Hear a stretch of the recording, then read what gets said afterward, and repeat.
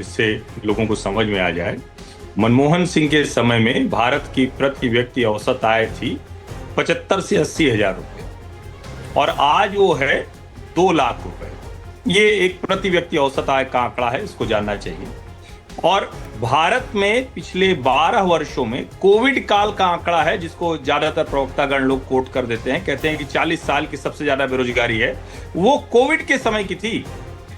पिछले कुछ समय में सबसे बेहतर रोजगार के आंकड़े रहे हैं। अब चूंकि फैक्ट पर बात नहीं करनी होती है, राहुल गांधी की तरह रेटोरिक पर बात करनी होती है। सोचिए, जो चीफ इलेक्शन कमिश्नर उनको 3 साल से मैसेज कर रहा है, उसके घर पर आगरा में इन्होंने पत्थर चलवा दिया, उसके बेटी दामाद के बारे में जानकारी लीक करके उनके ऊपर निजी हमला करवाया। और बार बार वो कहते रहे, प्रियंका गांधी और राहुल गांधी ये लगातार नाम लेकर, चीफ इलेक्शन कमिश्नर का नाम लेकर उनके ऊपर हमले करते रहे। तो पहले तो ये बताना चाहिए कि मुख्य चुनाव आयुक्त का वो जो मैसेज आ रहा है वो क्या है। दूसरा, अगर आपको हेड ऑफ इंटेलिजेंस, आपको अगर जुडिशरी, आपको अगर हर कोई मैसेज कर रहा है, तो इसका मतलब ये है कि आप तो सरकार चला रहे हैं, आपके पास सारी जानकारी है। उसके बावजूद एक भी प्रमाण नहीं आप दे पाते, न्यायालय में जाकर आप जो कुछ बताते हैं वो गिर जाता है। इसका क्या मतलब हुआ? इसका सीधा सा मतलब ये हुआ, राहुल गांधी राजनेता के तौर पर अयोग्य हैं। कहीं से लिखी हुई स्क्रिप्ट पढ़ते हैं, 4-5 लाइन वही तय है। आर्थिक सुनामी ये तब भी बोल रहे थे जब 2015 में, आर्थिक सुनामी आज भी कह रहे हैं, और वो लगातार राहुल गांधी अयोग्य है, कमजोर हो जाए और इस तरह के बयान देते रहते हैं। जवाब दीजिए मीता जी। कॉन्फ्रेंस करके जवाब देने का वक्त भी दीजिए मैडम। आप ही में आ रही हूँ। प्रेस कॉन्फ्रेंस करके जब राहुल गांधी दिखाते हैं कि सेंट्रल बेंगलुरु लोकसभा इलेक्शन में कितने लोगों ने, कितने वोट चोरी हुआ था, कितने फेक वोटर्स थे, कितने लोगों का हाउस नंबर 0 था या फादर्स नेम ABCD था, तो एक भी डेटा पॉइंट के ऊपर रिबार्टल नहीं आया इलेक्शन कमीशन ऑफ इंडिया की तरफ से। मैसेज तो आपको भेज रहे हैं, हरियाणा के वोटर रिबटल नहीं आता, लेकिन आपको मैसेज आता है। यू कैन नॉट इंटरप्ट मी। नहीं, ये तो बता दीजिए मैसेज। अरे सुन तो लीजिए मैम, मीता जी ये तो बता दीजिए, रिबटल नहीं आता लेकिन मैसेज आ जाता है। एक बार भी ज्ञानेश कुमार जी और उनके ऑफिस से ये रिबटल नहीं आता कि ये ब्राजीलियन मॉडल का नाम 22 बार नहीं आया था। एक्सीडेंटल इंक्लूजन था या कोई AI स्क्रिप्ट रन किया गया था कोई कॉल सेंटर की तरफ से? आप मुझे ये बता दीजिए कि एक ब्राजीलियन मॉडल का नाम और डिफरेंट नाम से ब्राजीलियन मॉडल का पिक्चर 22 बार हरियाणा के वोटर लिस्ट में कैसे आता है? तो उसके बाद जब हम वोट चोरी का आरोप लगाते हैं और इसका कोई भी एक भी डेटा पॉइंटर के ऊपर रिबटल नहीं आता। वैसे ये बड़ा दिलचस्प है कि सवाल आप उठाते हैं, रिबटल नहीं आता लेकिन मैसेज आ जाता है नेताओं को। मैं नेता खुद कह रहे हैं कि उनको मैसेज आए हैं, ये हम नहीं कह रहे हैं। धनंजय जी जवाब दीजिए। जिस दिन राहुल गांधी जी ने सवाल उठाए थे, दूसरे ही दिन कई चैनलों ने, कई पत्रकार और कई लोगों ने जाकर के पता किया था, वो बिल्कुल फेक निकला। जो एड्रेस उन्होंने दिखाए थे, जो लिस्ट उन्होंने दिखाई थी, वो पूरी तरह से फेक निकली। अगर वो सत्य होती तो ये कोर्ट में स्टैंड करता और सुप्रीम कोर्ट में राहुल गांधी जी ने फैक्ट चेक में गलत पाया गया था और सारे चैनलों ने इसको चलाया था। दूसरी बात बताता हूँ, राहुल गांधी बिहार में घूम रहे थे, एक महिला को पकड़ करके ले आए, महिला ने कोई नहीं बोल रहा था। आपकी बात पूरी रखने दी जा रही है ना, बोल लीजिए, फिर आपको मौका दूंगी, सबसे ज्यादा आपको मौका दूंगी मैं आज बोलने का। सुप्रीम कोर्ट में मनोज्ञा जी, कोर्ट ने कहा कि आप 10 आदमी ले आइए। लास्ट में कहा कि 5 आदमी ले आइए जिसका SIR में नाम कटाओ, जिसका गलत एंट्री हुआ। 5 आदमी नहीं मिले, 5 आदमी सुप्रीम कोर्ट में नहीं मिले। और जो हरियाणा की बात करें, दूसरे दिन फैक्ट चेक में गलत हो गया, दूसरे दिन द वेरी नेक्स्ट डे सारे इंफॉर्मेशन की गलत पाई गई थी। Very next. चलिए, आप SIR की बात कर रहे हैं ना, तो मैं स्वयं प्रकाश पुरोहित जी से पूछ लेती हूँ। SIR पर इतने सारे सवाल उठ रहे हैं, आप ही बता दीजिए। SIR की प्रक्रिया पर सवाल उठते हैं, जब मांगा जाता है सबूत, तो सबूत के बाद सुप्रीम कोर्ट अपने नुमाइंदे भेज देता है कि ठीक है, आप जाकर इस पूरी प्रक्रिया को देखिए, और फिर बंगाल में आप उन्हीं को अपनी कस्टडी में रख लेते हैं आपके। नहीं, देखिए SIR की प्रक्रिया पर तो हमने शुरू से सवाल उठाया था। हमने खुद नाम भरे, फॉर्म भरे SIR में, मगर SIR का जो प्रक्रिया थी उसमें जो सॉफ्टवेयर का इस्तेमाल हुआ था, 1,33,00,000 लोगों को लाइन में खड़ा कर दिया गया 3-3 बार, और उसके बाद में सुप्रीम कोर्ट ने जब इंटरवीन किया तो वापस लोगों के नाम जुड़े, अभी तक जुड़ रहे हैं, और इलेक्शन कमीशन ऑफ इंडिया ने चुनाव भी करवा लिया, नई सरकार भी बन गई। तो ये सब SIR तो अब इनके लिए कोई मुद्दा नहीं है, क्योंकि बड़ी ताकतें हैं ना। देश को एक बड़ी ताकत चला रही है। असली मुद्दों पर बात नहीं करना है। राहुल जी ने आज जो कहा है वो तो असली मुद्दा है देश का। देश की अर्थव्यवस्था असली मुद्दा नहीं है। देश के प्रधानमंत्री आज एक कंपनी मैंने सुना है शेयर मार्केट में लिस्टेड है, उस कंपनी का स्कैम आया 15.5 लाख करोड़ का, और वो कंपनी फर्जीवाड़ा करती थी और वो लिस्टेड है और लाइफ इंश्योरेंस कंपनी कॉर्पोरेशन का इन्वेस्टमेंट है उसमें। मेरे मित्र हर्षवर्धन जी बैठे हैं, बहुत बोलते हैं, बहुत डिफेंड करते हैं सरकार को। उनको पूछिए, ये जनता का पैसा है। जनता का पैसा अगर आप उद्योगपतियों में और ऐसे उद्योगपतियों में जो फेल हो रहे हैं अगर उसमें लगा रहे हैं। अभी बात राहुल जी की हो रही है ना, आप फिर राहुल गांधी जी से आप फिर बात इधर उधर जाएंगे। मेरी बात सुन लीजिए, आप इंडिया ब्लॉक से हैं, ये बात तो तय है। मैं जरा राजकुमार भाटी जी से भी पूछ लूं। स्वयं प्रकाश जी, मुद्दे पे ही बात कर रही हूँ, मुद्दे पे ही बात कर रही हूँ स्वयं प्रकाश जी, सुन तो लीजिए। मैं कह रही हूँ राजकुमार भाटी जी से भी पूछ लेते हैं ना, समाजवादी पार्टी भी एक ही मंच पर है सब साथ में। जब आप पक्ष और विपक्ष की बात करते हैं, राहुल गांधी जी जो कह रहे हैं उससे पूरी तरह से सहमत हैं कि भाई चुनाव आयोग से उनको मैसेज आता है, लेकिन चुनाव पता नहीं क्यों हार जाते हैं।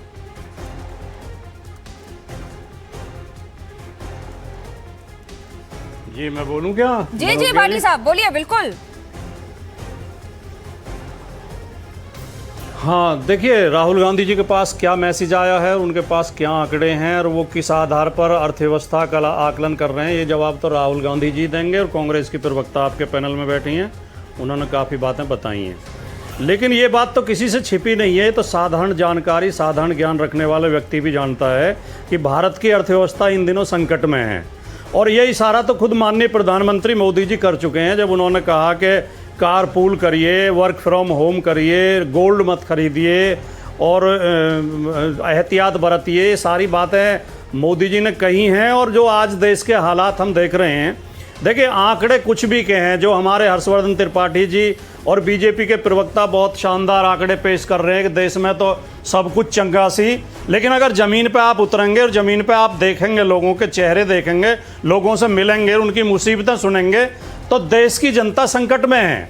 आप किसी भी शहर के लेबर चौक पर जाकर देखिए, सुबह इतनी भीड़ लगती है, लोग 2-2 बजे तक भूखे प्यासे खड़े रहते हैं, उन्हें काम नहीं मिलता, वो बिना काम के घर वापस चले जाते हैं। आप अस्पतालों में जाके देखिए, इतने दुखी लोगों की लाइन लगी हुई है। आप कोई नौकरी का इश्तहार देखिए, नौकरी की लाइन देखिए, चपरासी की नौकरी के लिए MBA, BTech, MTech, MA, MSc लड़के लाइनों में लगे होते हैं। तो क्या ये देश की हालत ख़राब नहीं है क्या? ये दिखाई नहीं देता हमें? राशन के लिए 5 किलो राशन के लिए 85 करोड़ लोग हर महीने लाइन में लगते हैं। क्या ये देश की खराब अर्थव्यवस्था को इंगित नहीं करता? हमें केवल जो 4, 5, 6 उद्योगपति देश के विकास कर रहे हैं, माननीय मोदी जी की मित्रता सूची में आते हैं, जो मोदी जी के समर्थक हैं, उनकी आर्थिक स्थिति का आकलन करके देश की आर्थिक स्थिति नहीं देखनी चाहिए। थोड़ा सा समय और चाहूंगा, आधे मिनट और चाहूंगा। जो आपने अभी थोड़ी चर्चा आपने SIR पर, नहीं आधी मिनट दे दीजिए कृपया, मुझे केवल आधी मिनट दे दीजिए। 30 सेकंड। अभी जो चुनाव आयोग पे आपने चर्चा कराई कि चुनाव आयोग के खिलाफ क्या सबूत है, सबूत पेश नहीं करते, सबूत नहीं देते। क्या चंडीगढ़ में सबने नहीं देखा था कि चुनाव अधिकारी खुद बैलेट पेपर निशान बना के वो कैंसिल कर रहा था, चुनाव परिणाम को प्रभावित कर रहा था, और चुनाव आयोग ने मान के नहीं दिया जब सुप्रीम कोर्ट में। यही तो मैं पूछ रही हूँ कि आपको संदेश आते हैं, यही तो हमें समझना है कि आप कितनी दिलचस्प बात बता रहे हैं कि संदेश आते हैं लेकिन वोट क्यों नहीं आते हैं, यही तो हम भी समझना चाहते हैं सर।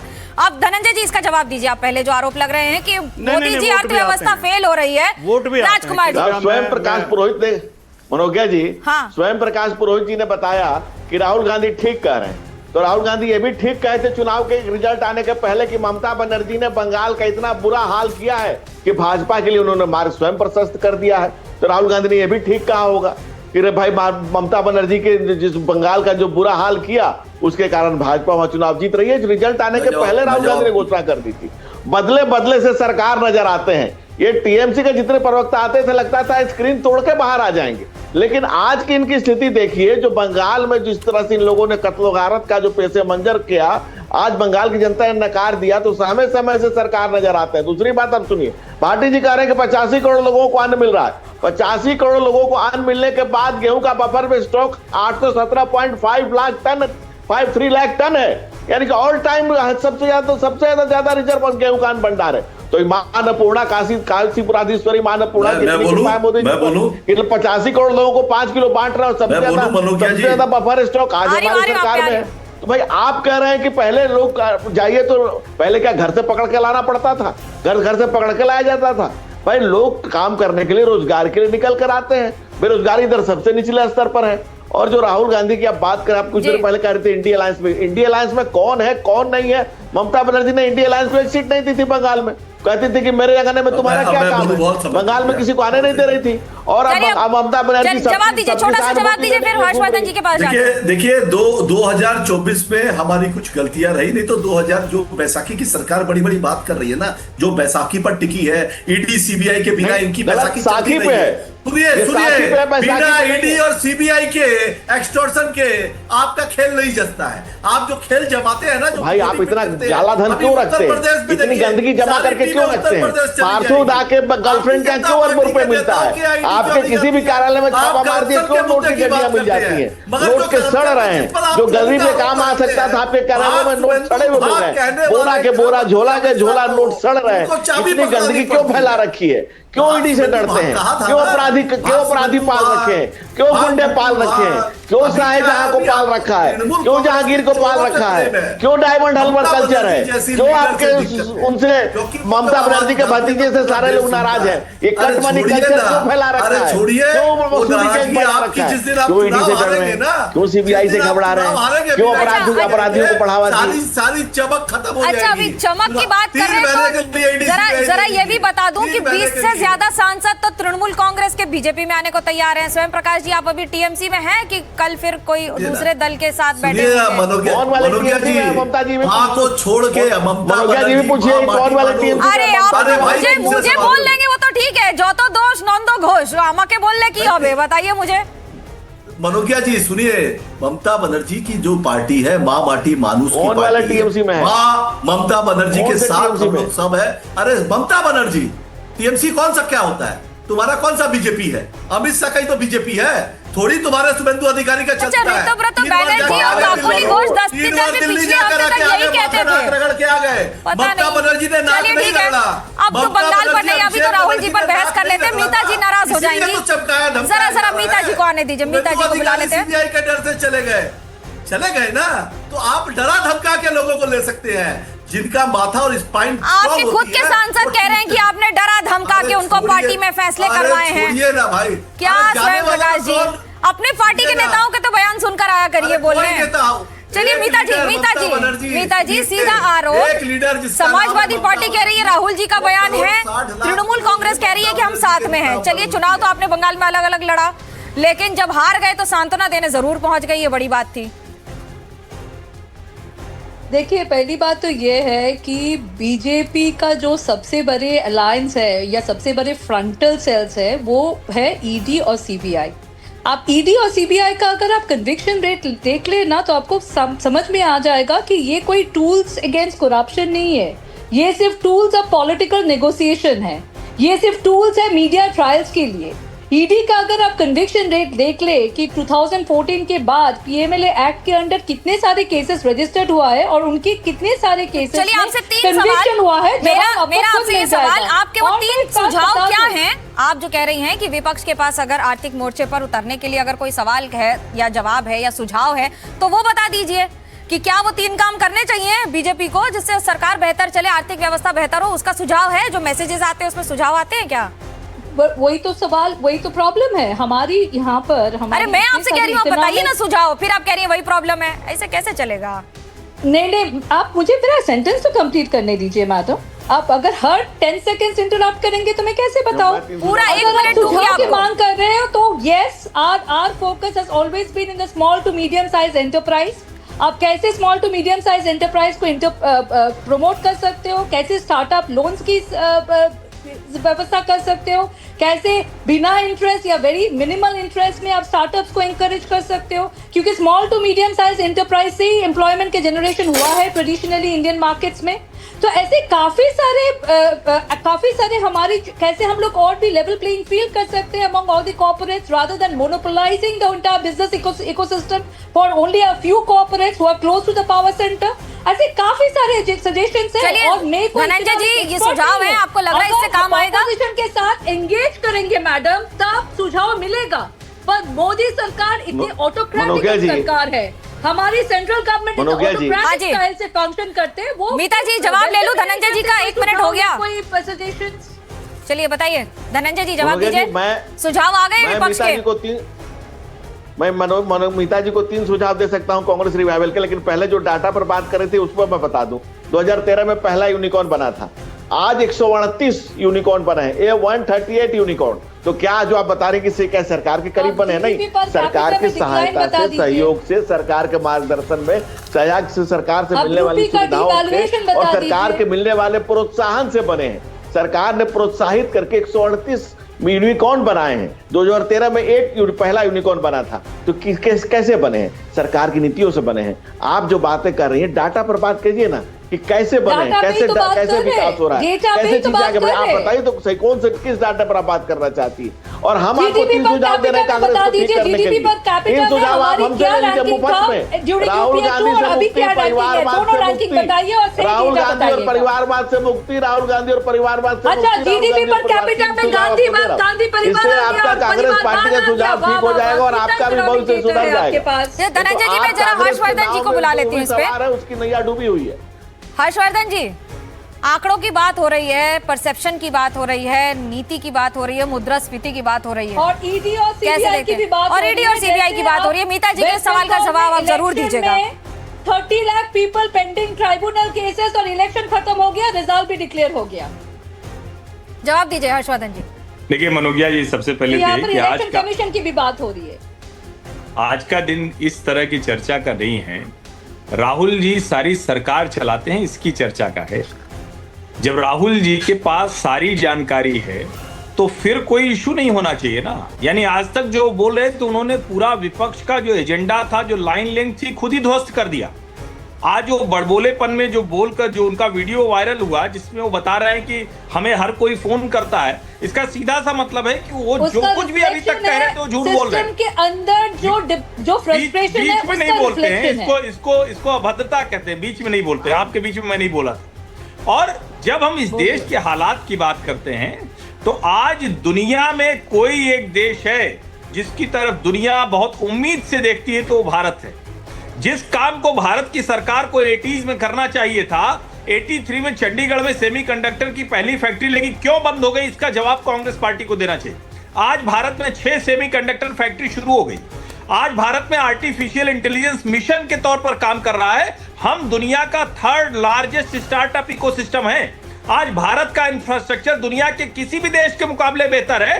क्योंकि जिनको जानकारी नहीं, जिनको अर्थशास्त्र की, इकोनॉमी की समझ नहीं है, वो बात कर रहे हैं। तो उनकी जानकारी के लिए जो आरबीआई का टारगेटेड इन्फ्लेशन है वो हमेशा 4% के आसपास रहा। सबसे कम महंगाई दर रही पिछले 12 वर्षों में, कोविड को छोड़ देते। और मनमोहन सिंह के समय में जो महंगाई की दर थी वो लगातार डबल डिजिट में रही। क्योंकि देश के लोगों को ये बहुत अच्छे से पता है, इसीलिए वो इस तरह के झांसे में नहीं आते। भारत जिस तरह से अपनी इकोनॉमी को बेहतर करता रहा एक्सटर्नल फैक्टर्स की वजह से, और मुझे तो आश्चर्य होता है, भाटी जी तो मतलब पढ़े लिखे व्यक्ति हैं, इतना कुछ जानते हैं। प्रधानमंत्री नरेंद्र मोदी ने कहा इंपोर्ट बिल की वजह से सोना और कच्चा तेल, ये दोनों का बिल बढ़ रहा है। इन्होंने सुन लिया कि देश की अर्थव्यवस्था खराब है। देश की अर्थव्यवस्था तो कहीं नहीं खराब है, लेकिन अगर इंपोर्ट बिल बढ़ता है, उसकी वजह से करेंसी पर असर पड़ता है, उसकी वजह से इकोनॉमी पर असर पड़ता है, तो देश के प्रधानमंत्री होने के नाते वो साफ साफ देशवासियों से वो बात बता रहे हैं। और उसके बावजूद दुनिया के हर देश में मुश्किल हुई, हमारे यहाँ पेट्रोल, डीजल और गैस, इसका ऐसा कोई बड़ा संकट नहीं आया। शायद इसीलिए कुछ लोगों को लगता है कि नहीं अरे कैसे नहीं हुआ ये, तो कुछ अफवाह फैलाते हैं, झूठ बोलते हैं। राहुल गांधी वही कर रहे हैं। चलिए राजकुमार भाटी जी, आप इसका जवाब दे दीजिए। राहुल गांधी जो कर रहे हैं वो आपकी नजर में क्या है? नहीं, मुझे लगता है कि मनोज्ञा जी को मेरी आवाज पसंद नहीं आई, इसलिए उन्होंने मुझे पूरी बात अपनी कहने नहीं दी और गिरी जी को बीच में ले आए। नहीं, मुझे लगा था, मैंने आधा मिनट मांगा, वो भी नहीं दिया आपने। अगर कोई दिक्कत है तो मैं अपना पूरा समय धनंजय गिरी को ही दे देता हूँ। धनंजय गिरी को बुलवा लीजिए आप, हमें कोई ज्यादा शौक नहीं है, लेकिन जब बात नहीं सुनी जाती है तो अच्छा नहीं लगता, थोड़ी इरिटेशन होती है। चलो खैर, जब आप कह रही हैं तो देखिए, अभी जो हर्षवर्धन त्रिपाठी जी बोल रहे हैं, जहाँ तक मेरी जानकारी है वो सीनियर जर्नलिस्ट हैं वरिष्ठ पत्रकार हैं, और वरिष्ठ पत्रकार को ये पता है कि 12 साल हो गए कांग्रेस को सत्ता से बाहर हुए, लेकिन सवाल अभी भी कांग्रेस से ही पूछे जा रहे हैं। तो क्या कांग्रेस ही जिम्मेदार है इस देश में? भारतीय जनता पार्टी की कोई जिम्मेदारी नहीं बनती, मोदी जी की कोई जिम्मेदारी नहीं बनती। अब त्रिपाठी जी बहुत अच्छे व्यक्ति हैं और मेरे मित्र भी हैं, वो नाराज हो जाते हैं, फिर बुरा मान जाते हैं। या तो खुल के आप ये लगवाइए अपने टाइटल के बीजेपी समर्थक, या फिर पत्रकार बन के बैठना तो थोड़ी निष्पक्ष बात करिए। देखिए, जो अभी धनंजय गिरि जी कह रहे थे कि गेहूं के भंडार भरे हुए हैं, वो सरकार के भंडार भरे हुए हैं। लोगों की जेब खाली है, लोगों का पेट खाली है, लोगों की आटे की टोकरी खाली है। हम देश की जनता की समस्या की बात कर रहे हैं। ये तो हमें पता है कि मोदी जी और मोदी जी के मित्रों के भंडार पूरी तरह भरे हुए हैं, उनके बैंक बैलेंस भी लगातार बढ़ रहे हैं, उनकी आर्थिक स्थिति लगातार सुधर रही है, लेकिन देश के नागरिकों की आर्थिक स्थिति लगातार गिर रही है। आप कह रहे हैं, त्रिपाठी जी कह रहे हैं गैस की कोई किल्लत नहीं है। गैस 500 रुपए किलो बिकी है इस देश में, और गैस के लिए झगड़े हुए हैं, लाठियां चली हैं, लंबी लंबी लाइनें लगी हैं, लोग रात को लाइन में बैठे रहे हैं गैस के लिए, गैस नहीं मिली। और हमारे वरिष्ठ पत्रकार को ये दिखाई नहीं दे रहा कि गैस की कोई किल्लत है, कह रहे हैं गैस की कोई किल्लत नहीं है।